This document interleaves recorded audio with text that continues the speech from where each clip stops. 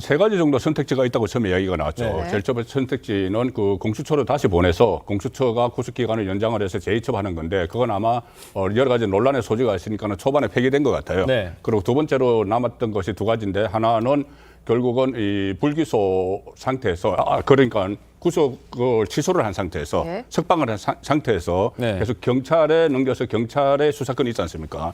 그럼 경찰이 수사를 해서 다시 검찰에 맡기고 검찰에서 기소를 하는 이 방안이 있었고 또 하나는 그냥 대면 조사 없이 바로 구속 기소를 하는 방법이 있었는데 결국은 대면 조사 없이 구속 기소하는 방안을 선택을 한 거예요. 네. 그리고 어제 말씀하신 그 검사장 회의에서 한 2시간 50분 동안 경론이 오갔다고 해요. 두 가지를 네. 놓고 구속 기소하고 아니면 석방해서 수사를 더 계속 하자는 거. 네. 그리고 심우정 검찰총장에게 다 이름을 했습니다. 위임을 했습니다. 예. 결정을 위임을 했는데 심우정 검찰총장이 한 5시간 정도 고민을 하다가 결국은 구속 기소를 하는 걸로 결론을 내린 것이죠. 네. 그럼 그 이유는 뭐 검찰은 그렇게 설명을 합니다. 일단은 공소유지를 할 수가 있다. 대면 조사를 안 했어도 네. 하나는 지금 관련자들을 조사를 했죠. 김용현 전 국방부 장관을 비롯해서 한 10명 정도 군 그렇죠. 지휘관을 포함해서 검찰에서 했기 때문에 네. 그 정점에 있는 사람이 윤석열 대통령이고 또 경찰로부터 넘겨받은 수사 그러니까 조지호 경찰총장을 비롯해서 또 수사를 했는데 거기에 정점에